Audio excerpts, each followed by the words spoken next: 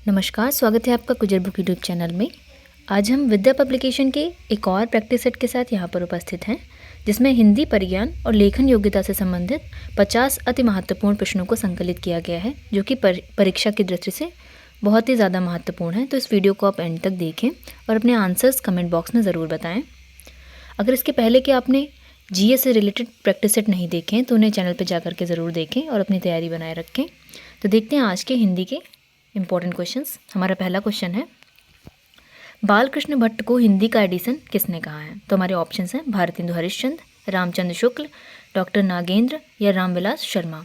तो right answer हमारा हो जाएगा ऑप्शन बी यानी रामचंद्र शुक्ल ने।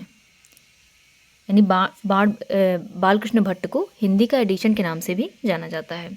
अगला क्वेश्चन है, ढिंढोरा पीटना मुहावरा किस अर्थ में प्रयुक्त होता है? ऑप्शंस हैं खेल करना, प्रचार करना, वाक्पट होना या डींग हाँकना। तो राइट आंसर हमारा हो जाएगा ऑप्शन बी यानी प्रचार करना। अगला क्वेश्चन है, जिसकी इच्छा की गई हो वह कहलाता है इच्छित, इप्सित, आकांक्षा या ये सभी। तो राइट आंसर हमारा है ऑप्शन डी यानी ये सभी। तो जिसकी इच्छा की गई उसे हम तीनों शब्दों से परिभाषित करते हैं। अगला क्वेश्चन है, एक थाली के चट्टे बट्टे का अर्थ क्या है? विश्वास पात्र व्यक्ति, समान आदत एवं स्वभाव वाले, एक वजन के बट्टे या बेईमान समूह। तो राइट आंसर हमारा हो जाएगा ऑप्शन बी यानी समान आदत एवं स्वभाव वाले। अगला क्वेश्चन है, निम्नलिखित शब्दों में से सही वर्तनी वाला शब्द चुनना है। अपवंचक, अपवचक, उपवंचक या अपवचंक। तो राइट आंसर हमारा हो जाएगा ऑप्शन ए यानी अपवंचक। अगला क्वेश्चन है, इन शब्दों में से सही वर्तनी वाला शब्द चुनना है।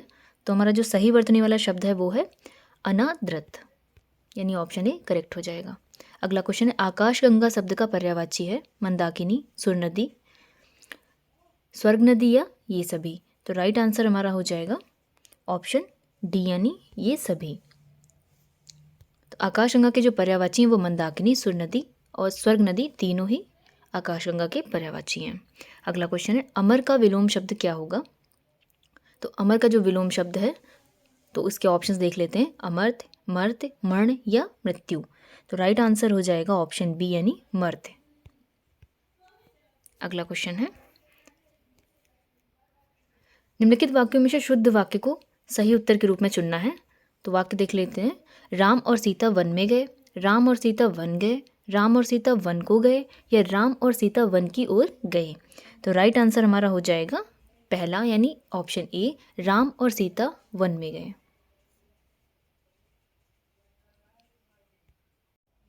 अगला क्वेश्चन देखते हैं, फल बच्चे को काटकर खिलाओ, बच्चे को काटकर फल खिलाओ, बच्चे को फल काटकर खिलाओ या काटकर फल बच्चे को खिलाओ। तो इसमें से सही वाक्य, शुद्ध वाक्य चुनना है। तो राइट आंसर हमारा हो जाएगा ऑप्शन सी यानी बच्चे को फल काटकर खिलाओ। अगला क्वेश्चन है, हिमालय से गंगा निकलती है वाक्य किस कारक का है? तो ऑप्शंस हैं अपादान कारक, कारण कारक, कर्ता कारक या संप्रदान कारक। तो राइट आंसर हमारा हो जाएगा ऑप्शन ए यानी अपादान कारक। अगला क्वेश्चन है, किस समास में अंतिम पद प्रधान होता है?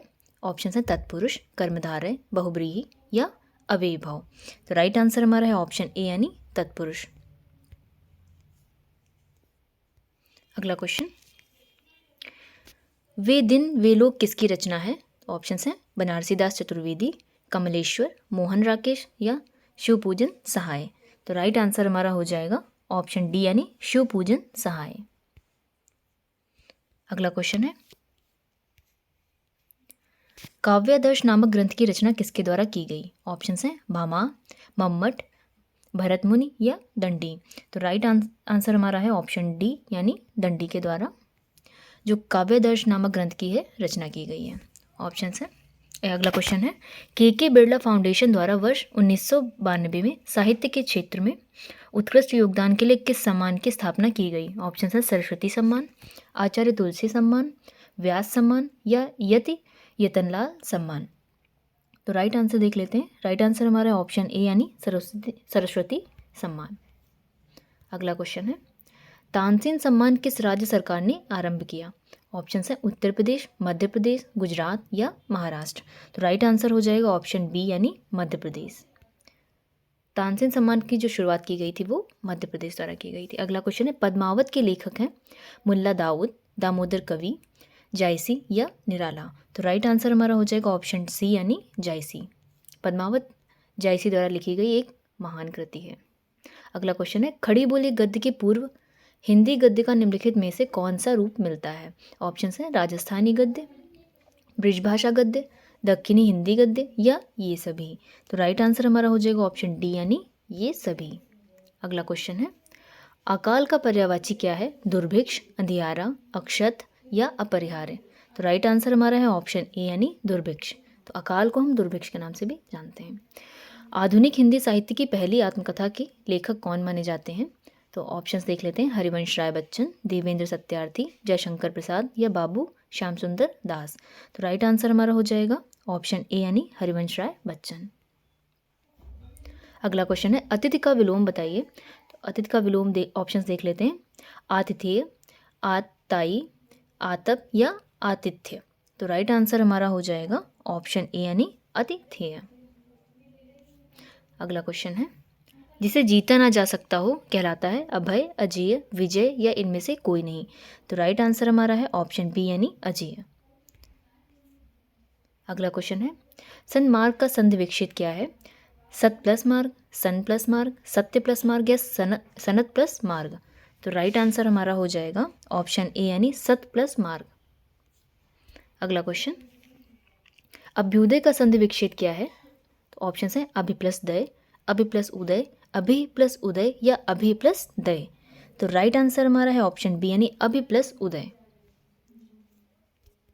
अगला क्वेश्चन प्राप्तांक में कौन सा समास है। तो ऑप्शन देख लेते हैं अव्ययीभाव, दिगु, द्वंद्व या तत्पुरुष समास। तो राइट आंसर हमारा है ऑप्शन ए यानी अव्ययीभाव समास। अगला क्वेश्चन त्रिफला शब्द में समास बताइए। त्रिफला में द्वंद्व, दिगु, तत्पुरुष या कर्मधारय इनमें से कौन सा समास होगा। तो जो राइट आंसर हमारा हो जाएगा वो है ऑप्शन बी यानी दिगु। तो त्रिफला में जो समास होगा वो होगा दिगु, क्योंकि त्रिफला में आगे त्रि लगा हुआ जो कि एक संख्यावाची है, इसलिए इसमें जो सही समास का चयन होगा वो होगा ऑप्शन बी यानी दिगु। तो राइट अगला क्वेश्चन है नीचे दिए गए 4 विकल्पों में से तत्सम शब्द का चयन करना है। तो देख लेते हैं किवाड़, कपाट, किम्पट या कबाड़। तो राइट आंसर हमारा हो जाएगा, तो इनमें से तत्सम शब्द हमारा हो जाएगा ऑप्शन बी यानी कपाट। अगला क्वेश्चन कंचन, कांचन, कचन या कांचान। तो इनमें से तत्सम शब्द का चयन आपको करना है। तो तत्सम शब्द हमारा हो जाएगा ऑप्शन बी यानी कांचन। अगला क्वेश्चन है अत्याचार में किस उपसर्ग का प्रयोग हुआ है। तो आ, अति, अप या अव। तो राइट आंसर हमारा हो जाएगा ऑप्शन बी यानी अति। अगला क्वेश्चन है अनुचर में प्रयुक्त उपसर्ग बताना है। तो अप, अव, अनु या अति। तो राइट आंसर हमारा हो जाएगा ऑप्शन सी यानी अनु।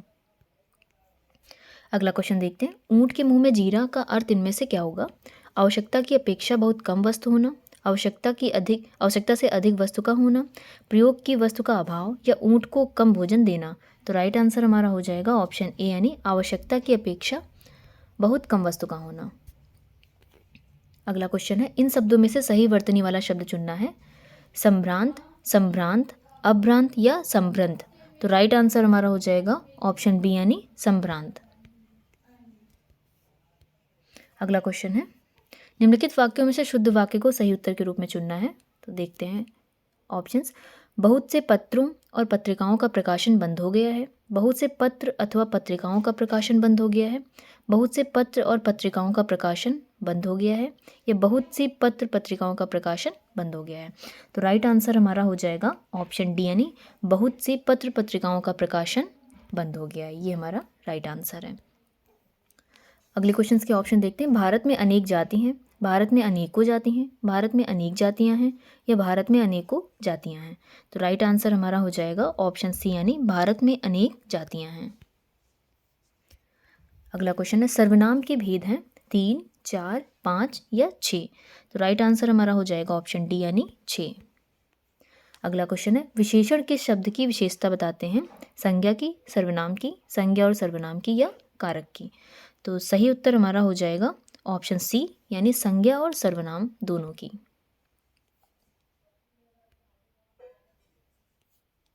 अगला क्वेश्चन है, निम्नलिखित प्रश्नों में वाक्य में कौन सा अव्यय है? मैंने उसे देखा तक नहीं। इसमें ऑप्शंस देख लेते हैं, हेतुवाचक, सहचरवाचक, कालवाचक या निपात। तो राइट आंसर हमारा हो जाएगा ऑप्शन डी, यानी निपात।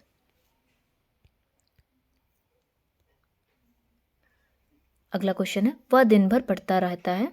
इसमें कौन सा अव्यय है? उद्देश्यवाचक, निपात, स्वरूपवाचक या विभाजक। तो राइट आंसर हमारा हो जाएगा ऑप्शन बी, यानी निपात।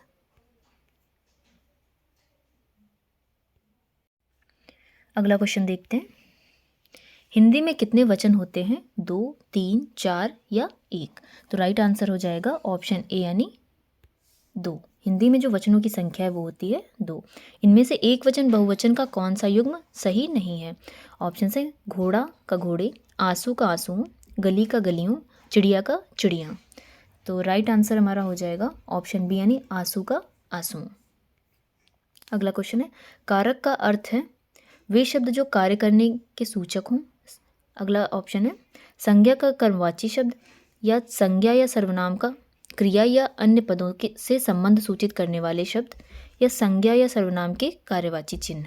तो राइट आंसर हमारा हो जाएगा ऑप्शन सी, यानी संज्ञा या सर्वनाम का क्रिया या अन्य पदों से संबंध सूचित करने वाले शब्द कारक कहलाते हैं। अगला क्वेश्चन है, शासन और कविता की पहुंच में अंतर यह है कि एक व्यक्ति को प्रवृत्ति की ओर ले जाता है, दूसरा निवृत्ति की ओर, या व्यक्ति को सामाजिक जीवन को प्रभावित करता है, दूसरा धार्मिक जीवन को, या व्यक्ति के बाह्य व्यक्तित्व को प्रभावित करता है, दूसरा आंतरिक व्यक्तित्व को, और यह व्यक्ति के भौतिक जीवन को प्रभावित करता है, या और दूसरा उसके मर्म को आघात पहुंचाता है। तो राइट आंसर इसमें जो है वो हो जाएगा ऑप्शन सी, यानी जो शासन और कविता की पहुंच में अंतर है वो है एक व्यक्ति के बाह्य व्यक्तित्व को प्रभावित करता है और दूसरा आंतरिक व्यक्तित्व को, यानी हमारा ऑप्शन सी एकदम करेक्ट है। अगला क्वेश्चन है, शासन मनुष्य को इसलिए संचालित कर पाता है क्योंकि मनुष्य स्वभावतः कायर एवं लालची होता है। मनुष्य अपना इहलोक और परलोक दोनों बनाना चाहता है। लोभ और भय मनुष्य की वे कमजोरियां हैं जो सभी में समान रूप में पाई जाती हैं, या मनुष्य इहलोक में रहते हुए ही अपना परलोक भी बनाना चाहता है। तो राइट आंसर हमारा हो जाएगा ऑप्शन सी, यानी लोभ और भय मनुष्य की वे कमजोरियां हैं जो सभी में समान रूप में पाई जाती हैं। यानी ऑप्शन सी हमारा एकदम सही है। अगला क्वेश्चन है, भारतीय संविधान में शामिल किस भाषा के लिए वर्ष 2011 तक ज्ञानपीठ पुरस्कार नहीं दिया गया? ऑप्शन है संस्कृत, सिंधी, कश्मीरी या कोंकणी। तो राइट आंसर हमारा है ऑप्शन बी, यानी सिंधी भाषा के लिए। अगला क्वेश्चन, निम्नलिखित में से किसे 57वां ज्ञानपीठ पुरस्कार के लिए चुना गया है? ऑप्शन है नीलमणि फूकन जूनियर, दामोदर माउजो, कृष्णा सोबती या अमिताभ घोष। तो राइट आंसर हो जाएगा ऑप्शन बी, यानी दामोदर माउजो। अगला क्वेश्चन है, खड़ी बोली हिंदी गद्य का प्राचीनतम प्रमाण किस रचना में मिलता है? ऑप्शंस देख लेते हैं, चंद छंद वर्णन की महिमा, प्रेम सागर, नासिकेतोपाख्यान या रानी केतकी की कहानी। राइट आंसर हमारा है ऑप्शन ए, यानी चंद छंद वर्णन की महिमा। अगला क्वेश्चन, हिंदी निबंध का वास्तविक उदय माना जाता है भारतीय युग से पूर्व, भारतीय युग से, आदिकाल से, द्विवेदी युग से। तो राइट आंसर हो जाएगा ऑप्शन बी, यानी भारतीय युग से।